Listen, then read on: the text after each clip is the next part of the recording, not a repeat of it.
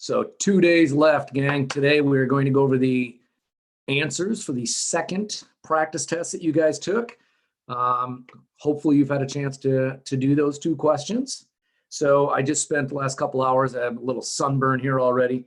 The school I teach at in Chelsea was handing out cap and gowns for the seniors. And it was a wonderful experience to not only see the kids, but to say to them, hey, did you take that practice test yesterday that we gave?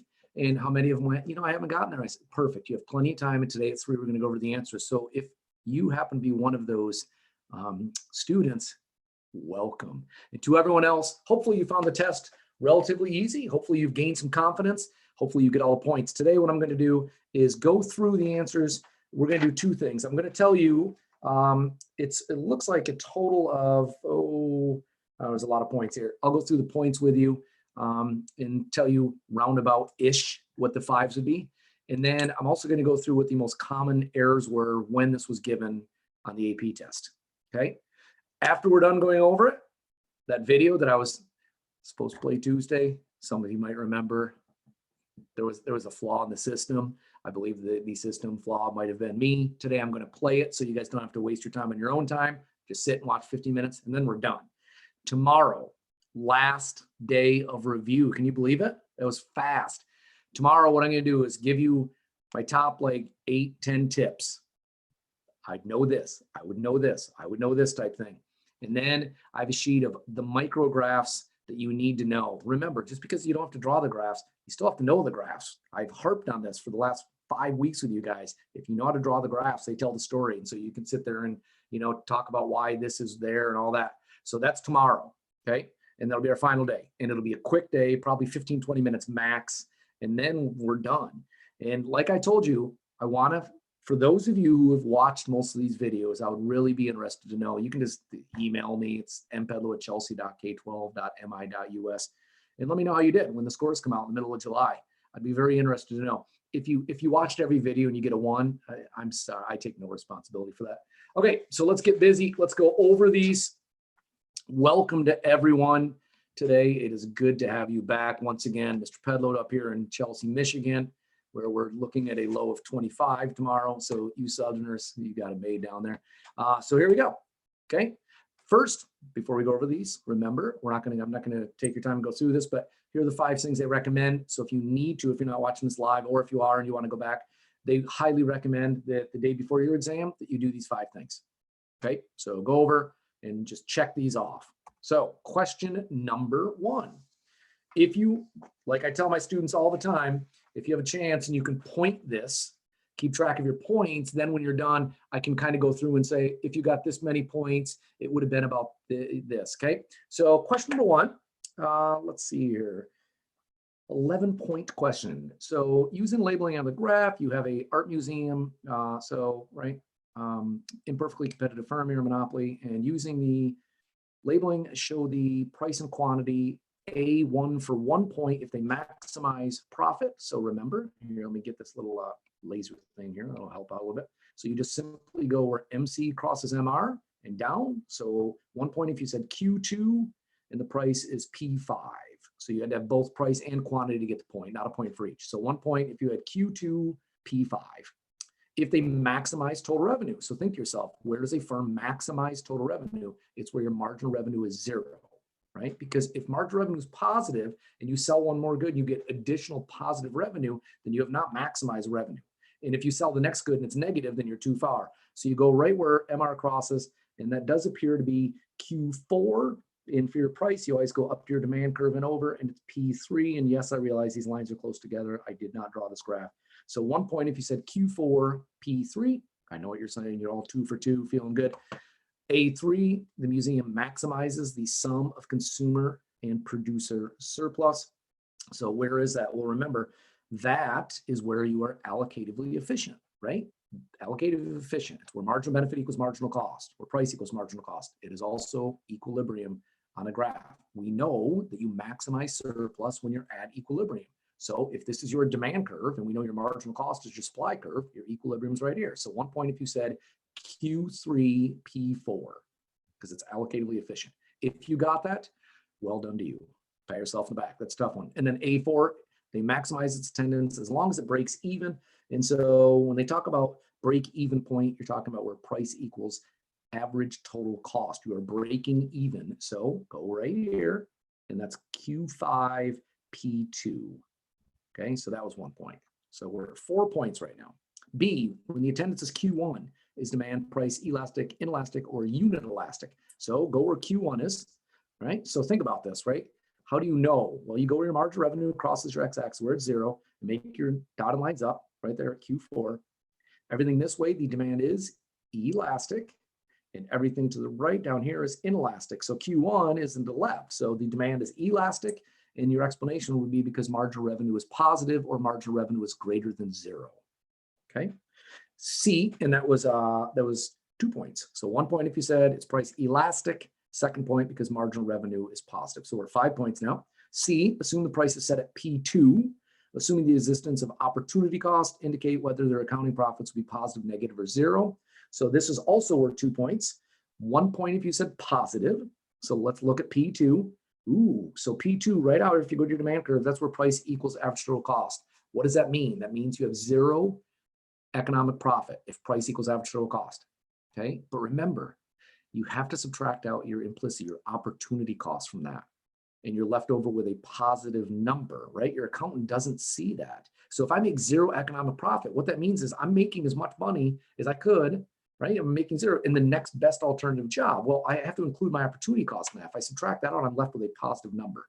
So 1 point if you said positive, and the other point because you could actually write down the formula, which is economic profit is accounting profit minus opportunity cost, and that would get you the point. Or the fact that you would have to subtract out opportunity cost, you would be left with a positive number. 2 points. So now we're at 7 points, 8 points, 4, 5, 6, 7, 8, I guess. Yeah, 8 points. And then D is 3 points. Assume the government decides the museum should charge no admission and agrees to subsidize the museum for any losses. Remember, subsidies when the government pays you to do something, okay? So if you're not going to charge anything, you're going to go all the way out here, 1 point at Q7, because that's 0 price, right? You're not going to charge anything. You're all the way out here. And would the outcome be allocatively efficient? Well, remember, allocative efficiency, it's where price equals marginal cost. That's way up here, because remember, your demand curve are all the prices people are willing to pay. So right here at marginal cost, this is where, does your marginal cost equal your price? No, right? At this point, your marginal cost will be like way up there. So the answer, 1 point if you said no, and then the 2nd point because marginal cost is greater than price at this quantity. Okay, or price doesn't equal marginal cost, but you look really smart when you know that marginal cost will be greater. 11 points, I think, yes. So A was 4, B was 2, C was 2, and then D was 3. All right, so keep track of your points. We're at 11, and let's go to the 2nd question. Sasha, who happens to be a utility maximizing consumer, spends all of her income on peanuts and bananas, both of which are normal goods. All right, so the first one, it says, assume the last unit of peanuts consumed increases her total utility. Okay, once again, when you see total, what do you think, right? Your brain should say, I need a new column, I need something that deals with marginal. So if you remember the formula, your margin utility of good X divided by the price of good X has to equal the margin utility of good Y divided by the price of good Y. All you have to do is the math here. So her margin utility for peanuts went from 40 to 48, so that's 8. And bananas went from 52 to 56, so that's 4. And the price of the unit of peanuts cost $1, so there it is. And they want to know the price of bananas. So 8 over 1 equals 4 over X. You just have to solve for that. So the answer is 50 cents, and that was 1 point. And then, and hopefully these formulas that I'm doing these, you're like, come on, buddy, we got this thing, right? Because you guys remember your formulas. And tomorrow I'm going to go over which ones you need to know. And then A2, if the price of a unit of peanuts increases and the price of bananas remains unchanged, how will her purchase of peanuts change? And you get 1 point if you said she will buy fewer peanuts. Now, the good news is it doesn't say to explain, but if you did have to explain, right? Anytime the price of peanuts increases, the law of demand says that you'll buy fewer, the quantity will fall. So price of peanuts goes up, she's going to buy fewer peanuts. B, cross price elasticity. Ooh, a good elasticity formula. Remember, the percentage change the quantity demanded of one good divided by the percentage change in the price of the other good. And if they're positive or negative is what's important. So if they're positive, so let's talk about this for a minute because it says it's positive, right? And so it said this is going to be a 2-pointer on B. Assume the price elasticity demand is positive.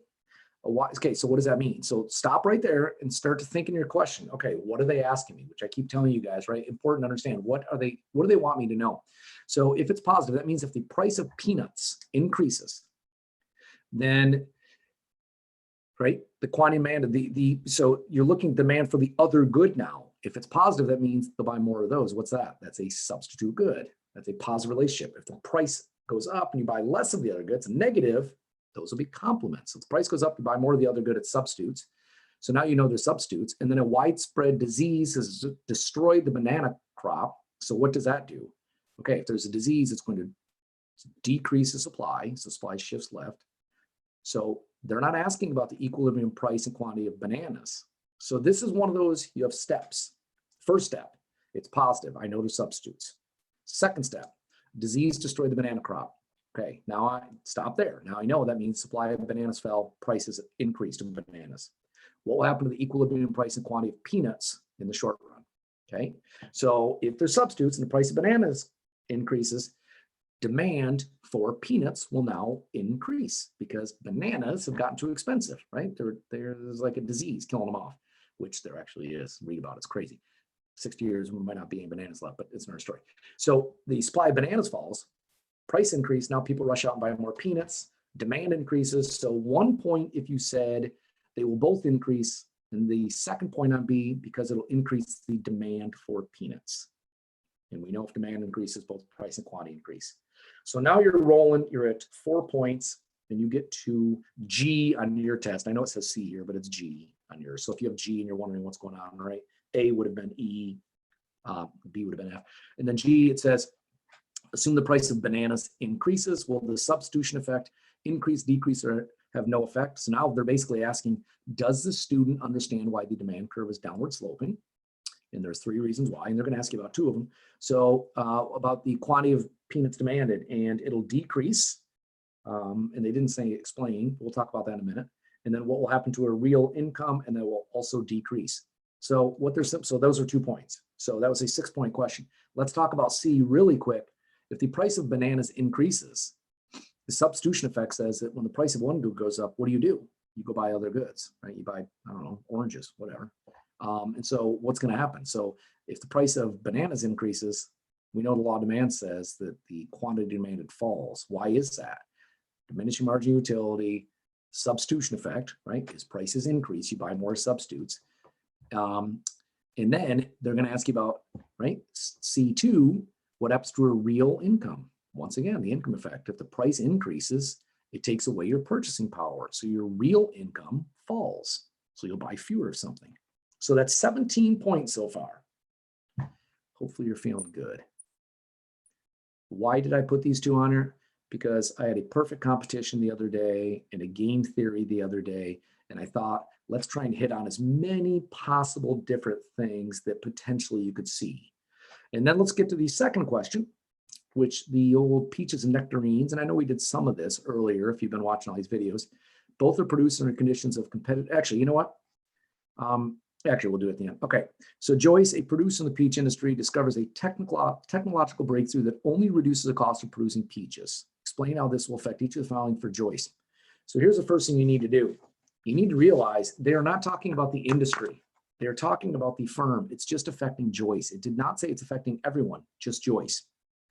So you're not looking at supply and demand. You're looking at a perfectly competitive firm. So if you drew it out, you didn't have to, but you think to yourself, if there's a technological breakthrough that's driving down the cost of producing peaches, what is that going to affect? And we know if they're asking about quantity, your brain should always say, anytime they get into a firm, the minute you see quantity, your brain should say MC equals MR, MC equals MR. What's that going to affect? We know it's going to affect MC, right? So the marginal cost, so there's 1 point for A. If you said the quantity will increase because marginal cost will decrease. Okay, so if you draw that out, your marginal cost is now hitting your marginal revenue at a higher quantity as it falls. B, the price of peaches. Go back here. It's a perfectly competitive, right?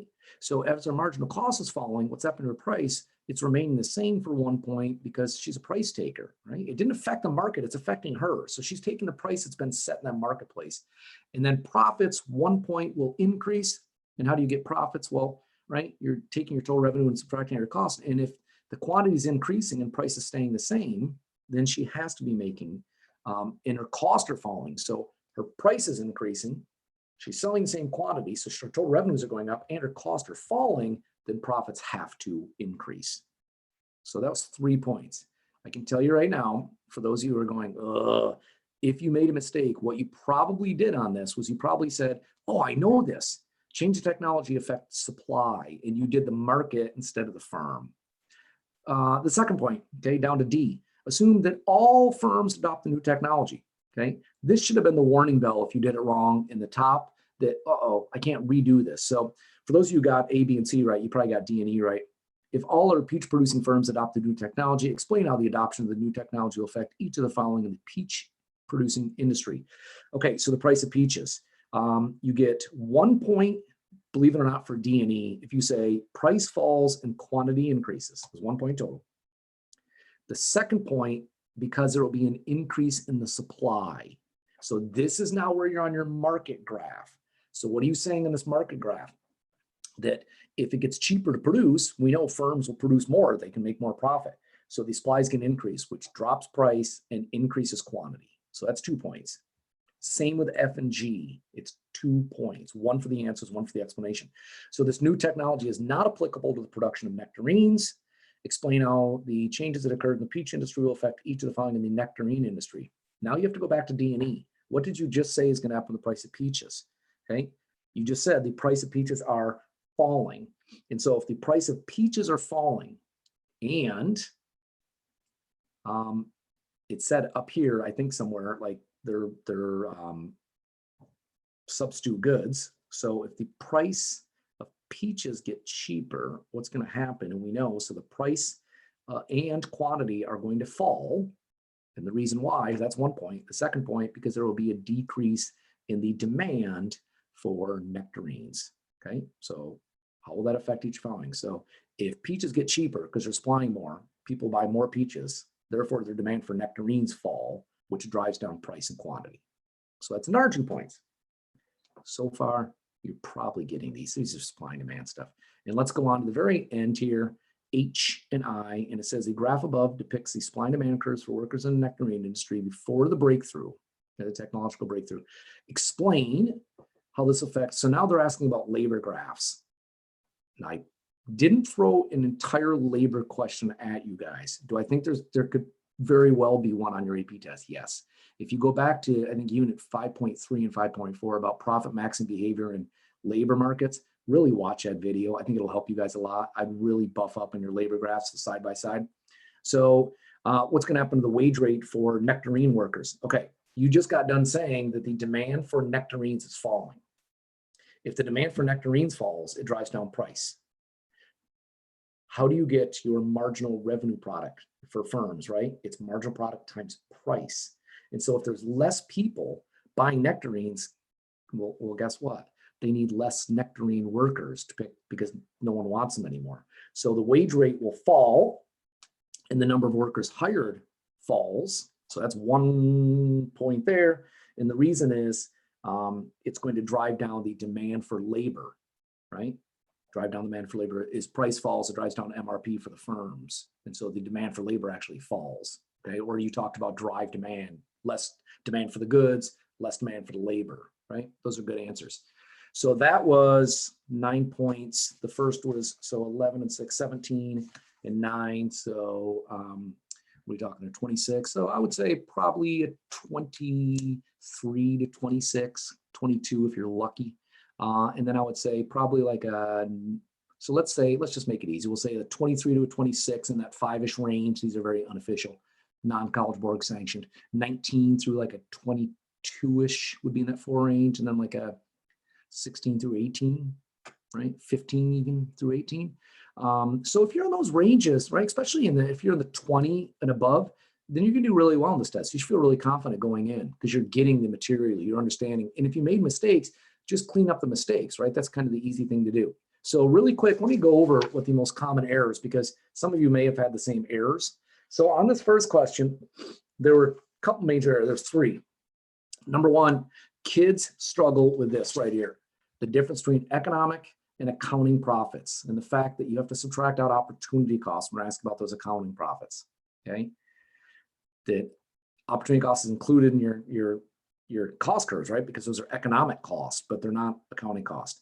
The other is which price maximizes the sum of surplus. You have to go back to your allocatively efficient, your socially optimal right there, where marginal benefit equals marginal cost right here, where price equals marginal cost. They didn't understand that maximizes the sum of surplus. And then kids forgot allocative efficiency. And when they're asking about that, is it allocatively efficient? Kids forgot that to say like that's where marginal benefit equals marginal cost or price equals marginal cost. If you did not make those mistakes, then you're already ahead of the game. Those were, according to the chief reader that year, the most common mistakes.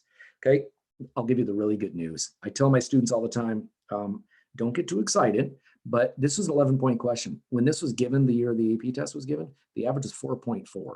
So if you're home like, wait, I just got 9. That's what I'm telling you. You're doing well. Take the AP test, all of you. Some of you know who I'm talking to. And then on this question, we don't have a lot of the common, because that was a international exam back in the day, and they didn't necessarily do all the common errors. And then on this one, which goes way back, two big things. Number one, kids struggle with the idea of affecting a market or a firm. Firm, market down here. And then they struggle with this idea of like derived demand, the fact that if prices are falling, there's less demand for labor. So there you go. Hopefully you did well. Hopefully you have 2 practice somewhat similar, hopefully, AP test under your belt moving forward. So today, last thing I want to go over, I know I went over this the other day, so I'm not going to spend a lot of time doing this again. Some of you may be newer to the old videos, because if you are, so you have a couple options to get your answers up there. The first, you simply copy and paste this, and then click submit. And so you can do it on like Google Docs, which I think most of you are familiar with. I know most of you probably, if you have one-to-one devices, do a lot of Google Doc stuff. But if you do Microsoft Word, that's fine. Even notes, and you just copy and paste it and send it up. Remember, no Internet Explorer. So Chrome is what they're recommending, or Firefox, Safari, if you have a Mac. Number 2, you can attach a document. You can submit that. So if you have, your Google Docs, your Microsoft, things like that, you could just attach it, or you can write it, okay? I know some of your handwriting, I know some of you have handwriting like maybe mine. Don't do this. So on behalf of all of the readers who will be grading these this year, please type them. If you have a chance, watch out for spell check. You have time. This should have been a good example. Like, is 30 minutes, is 25 minutes long enough? Is it too long? If you can go back, now, if you have beautiful writing, hey, do whatever you want. But they are recommending you type these things out. I think it'll be easier to read and there won't be any mistakes on them. And since you're not drawing graphs, it makes it easy for you guys. Then the key. Yesterday I went at 25 minutes. I said, you have 5 minutes remaining. This is when you'd be submitting. Do you need all 5 minutes? No, of course not. If you could submit the thing in 2 to 3 minutes, no problem. But you definitely, when you click submit, what's key, and I want you really quick to read this right here, okay? Once you click submit, I think this is an important thing for you guys to realize. So read that paragraph for 1 second. It says, once you click submit.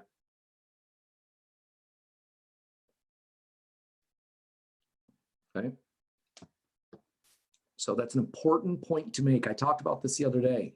You can move on to the next question, even if it's saying, right, it's submitting and you see that thing, you can move on as long as you get that in before. But if you don't, then you can't get credit for the exam. So if you say, look, I submitted it, but it was exactly 30 minutes, whatever. So get your answers in. And it says, if your response continues to transfer after the exam ends, wait for the message. So that's the other big thing. Make sure you guys have really good bandwidth, things like that. And then when you get done with that, just make sure it goes through and your message says, we got this, and you should see confirming your exam is complete, everything's submitted, and then you are done. And hopefully you're done with your college micro. And then the links here, right?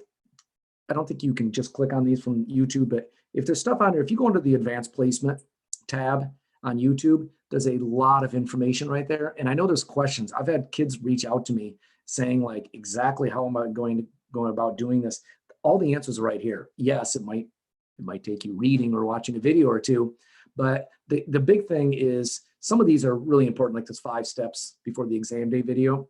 I'm going to show you guys that real quick, 15 minutes long, and then we're done. I'll just come back real quick.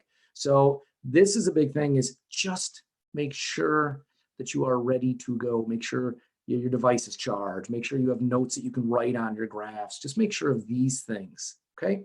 So what I want to do, and I shall do this correctly today. Right, so let's see here. Here we are. All right, and if one of my students are out there watching and for some reason if this doesn't play, please let me know. Hi, my name is Dana Koppelman with the Advanced Placement Instruction Team. I'm joined by my colleague Claire Lorenz, and we want to take just a few moments to walk you through the 5 steps you should take before exam day. Here you'll see the simple checklist of what you should do to be ready when your AP exam happens. Note that this is just an overview. We're going to dive more deeply into each of these steps in just a few moments. The first thing you'll want to do is review your contact information. If you aren't receiving emails from the AP program, don't worry. You can log into My AP to see the email address you used and to find details about your test. I'll talk about that more momentarily. Step 2, we want you to check your tech. We want to make sure that you choose and prepare the device and documents you are going to need for exam day. 3, we want to offer you the opportunity to practice submitting your response. Beginning May 4th, we now have an online AP exam demo that you can use to practice. For those taking world languages, the World Languages exam app will be available by the week of May 11th and will include a practice mode for you to use prior to taking your exams. Step 4, gather what you need for each exam. We'd like you to continue to consult cb.org/apexamday.doc so you can download, print, or gather the additional materials you'll need for your specific exams. And finally, we want to share the details of when you'll receive your exam confirmation and the e-tickets which will be required to take your online exam. Let's dive in. Step 1, if you haven't received an email update from the AP program, we encourage you to sign in to myap.collegeboard.org. Once in MyAP, confirm your email address by clicking your profile at the top right-hand corner. If you need to change your email address from what was initially submitted, click Update. Next, in the subscriptions, please confirm that you've checked the box to receive updates from College Board. And finally, create a new contact with the email address collegeboard@e.collegeboard.org in your address book or safe sender list. Again, don't worry. If you still can't get emails from AP, your e-ticket to get into your AP exam will also be posted in your MyAP account, and you can access it there all the way up until exam time. Step 2, let's talk about checking your tech and choosing the correct device. Now that you have the appropriate device, whether you've decided you want a laptop, a tablet, or your phone, we want to make sure you know how to plan appropriately for your response. First, you will not need the lockdown browser on your device. Second, if you have the Grammarly plugin on your computer, you'll need to remove it to test. It's not that we're anti-grammar, because we're okay with that on the test. It's that this plugin won't allow your AP exam to happen digitally. So again, please make sure you remove the Grammarly plugin. For those taking world language, please make sure you have the specific device requirements that you'll learn through the app. When choosing between handwriting or typing, which you could do either on this exam, keep in mind the following. This year's questions won't require you to submit graphs or diagrams. You may be more comfortable handwriting responses in calculus, chemistry, and statistics, but if you want to type responses for those subjects or others, a guide for how to type symbols and formulas can be downloaded at cb.org/apexamday.docs. In most other subjects, using a smartphone may require scrolling back and forth within a question. If possible, we recommend a desktop or a laptop. That's not required, but if possible, you can use it. Now I want to walk through the 2 options you have once you've chosen your device, either typing or handwriting your response. First, let's talk about if you're choosing to type. It's important to note that you'll create your response in a document of your choice, and then you'll either copy and paste that document or attach and submit your response within the online AP exam. In terms of typing, you should decide whether you're going to use Google Docs, Microsoft Word, Notes, or another application. We recommend you turn on autosave so that no work gets lost during the exam window. If you're using a cloud document like Google Docs, and want to attach your document rather than copy and paste, please remember you need to download that response, save it to your device, and then you'll need to upload it for the online AP exam. To get yourself ready for test day, prepare your documents by typing your AP ID and initials at the top and then saving it in a clearly labeled folder on your desktop. If you're an AP English or an AP History course, you'll just need to create one document per exam. For all other AP exams that have 2 questions this year, you'll need to create and then save 2 documents per exam. So as you'll see on the screen, the examples are AP Biology question 1 and AP Biology question 2. If you're choosing to handwrite your exam, we recommend you use white paper, either lined or unlined. If you're a music theory student, there's a special answer sheet that you will find on the cb.org website. Please use paper that's standard size or as close to it as possible. Use a number 2 pencil or a pen with black or blue ink. Because the maximum number of pages you can attach per question is 5, at most you'll only need 5 pages if you're in AP English, Lit, or Lang, or any of the AP Histories, and 10 pages for all other exams with 2 questions. It's highly unlikely you'll need to use this many pages because most often your answers can occur in just 1 to 2 pages. Before test day, you should also prepare your pages by writing your AP ID, your initials, and a page number at the top of each page as the example below shows. Step 3, let's talk about the AP 2020 exam demo. As of May 4th, you can access the AP 2020 exam demo at cb.org/AP-demo. This demo will allow you to practice the different ways to submit your responses. If you can't connect to this demo from your planned testing device, that means you won't be able to access the real exam on test day. Make sure to update your browser online in this particular slide deck. You can find that on slide 51, and then try it again. The one browser we know that will not work is Internet Explorer, so please make sure you're not using Internet Explorer for your AP exam. If you still can't access the demo, ask for your AP coordinator's help to contact your school's tech experts for assistance.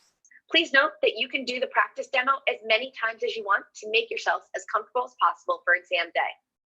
For our world language students, beginning the week of May 11th, if you're taking world language exams, you can download the AP World Language Exam app. Before that exam, you can use the practice mode to become familiar with the features as well. I'm now going to turn it over to my colleague, Claire, who will walk you through the remaining 2 steps to prepare for the AP exams. Claire? Thanks, Dana. So we're going to pick up with step 4, which will tell you a little bit more about what you need on exam day. So you may be wondering what particular required items you might need for specific exams. All of the information you are going to see on the next few slides can be found at cb.org/AP-exam-day-docs. Not only is the list of what is required or permitted listed for all subjects there, but links to some of the permitted or required paper resources are there as well. Don't worry if you don't have a printer at home. If you do and you'd like to print copies of some of the required documents, you are able to do that. Also, you can just download those to your device. I'm going to start by looking at what is required for all courses except for those with portfolio components such as CSP or capstone. Most courses will need the required items that are listed in the top row of this slide. So you'll need to have, before you test, your exam e-ticket email, a completed exam day checklist, including your AP ID. We'll go through what the checklist looks like a little bit later. Your device, your laptop, tablet, smartphone, your browser, Chrome, which is recommended, Firefox, Safari, or Edge. Remember that Internet Explorer is not permitted. It's not compatible with our AP exams. An internet or cellular connection, and any assistive technology and devices that might be required if you are approved to test with accommodations. If you are choosing to type your response, you'll need access to either Microsoft Word, Google Docs, Notes, or another application where you can enter and save text. You are also permitted to have your class notes or any study guides you have made, textbooks and other classroom resources, or any previous assignments or assessments that you've completed in your AP course. What you will see over the course of the next few slides are specific required elements for particular tests. If you don't see your course listed here, just know that the only required items will be what's listed in the top row of this previous slide. So you'll see here there are specific requirements for macro and microeconomics, for our calculus A, B, C, computer science A, and statistics courses. Just another reminder here that where you're seeing reference to a formula sheet or a constant sheet, you can find those on cb.org/AP exam day docs, and there will be copies of those there for you to either print or download. So even if you had access to these during your class while you were still in school and you want a fresh copy, you'll be able to download those or print them from our website. And then another reminder for our world language and culture courses, you will see here that you will need an iOS or Android smartphone or tablet with our world language exam app installed. That will become available the week of May 11th. And then there will be additional items that you will need in order to record your audio responses. So just a couple of notes here about optional resources. You can use your class resources and class notes on this year's AP exam. So any of the following can be used, whether you have them in digital format or you have printed copies. Your class notes or study guides, textbooks or other classroom resources, any previous assignments or assessments you may have completed, a calculator for certain exams, and you can see that reference on the previous slide. So just rewind if you need to. And you should note here that shared study notes must be downloaded to each student's device to prevent collaboration violations. So in other words, you don't want to be using study notes from a social media site or another shared site where there's collaboration features. You need to have those downloaded to your device to avoid being flagged for a violation. We often get asked, like, can I use the internet during the exam? And so we just want to remind you here that internet searches can often just waste your time that you have to write your full response and can put you at risk of an exam violation. The more time you spend searching the web, the less time you will be able to have to actually type or handwrite your exam response. And any internet-based facts, research, and opinions typically aren't relevant to the AP exam and won't necessarily raise your score on the exam. And a reminder here that copying from any website, social media, or online forums is considered plagiarism. In other words, that work will be considered not your own, and that will be detected and your scores will be canceled should you find yourself in that position. So all of these tips are listed on cb.org/openbooktips in case you want to read more about them. Best practices about using your optional resources are available there. And just a reminder, these are all optional. They are not required. So now we'll move on to step 5. And step 5 is really the start of what you need to do in order to be able to get ready for your exam. You're going to be on the lookout for your exam confirmation and e-ticket emails. So on May 4th, you'll receive an exam confirmation email on May 4th with your AP ID and a list of the exams that you are registered for. So if you remember very early on, the first step was to confirm your email address. Dana talked about that. You want to make sure that you've done that so that you get this email on May 4th. In the meantime, while you're waiting for this email, you can check which exams you're registered for in My AP.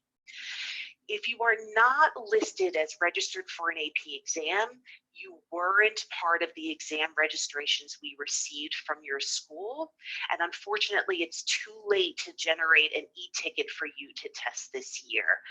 Like we said, unfortunately, there's nothing we can do about this at this point, but you can take a CLEP exam for credit on college campus, or you can just choose to take an AP exam in May of 2021. So after that email that you receive on May 4th, 2 days before each exam, you'll receive an email with your personalized e-ticket and AP ID for that particular AP exam. Remember, you'll need to click that e-ticket containing your AP ID in order to access your exam. So it's really important for you to have confirmed your email address so that you get this communication from the College Board. And then finally, we've created a complete AP exam day checklist. The 5 prep steps we've just covered are listed on this checklist. You can either fill out the checklist, or you can take notes from this recording, or go to our website and jot down those steps that you need to take on a Post-it, on a piece of paper, and keep it next to you during the testing. We do have a full checklist that you can download at cb.org/AP checklist. You can print it if you have access to a printer. If you don't, that is okay. You can just copy down those items that you will need from that checklist and keep it next to you on your desk in your workspace for each exam that you'll take. The most important thing to fill in is your 8-character AP ID code, which is located on your e-ticket. You'll need this code to check into your exam 30 minutes before your local start time. So a quick reminder here that no matter what time you will be starting your exam, and you'll need to check that with the exam schedules, people will be testing at all different times, so you need to check what it should be for your time zone. You'll need to check in 30 minutes ahead of that time, and you'll need your AP ID code in order to follow the steps and verification processes during that 30 minutes. And that pretty much wraps up our 5 steps of what you need to do to prepare for AP exam day. This is Claire and Dana, and we are wishing you all the best on your AP exams this year. Thank you for tuning in.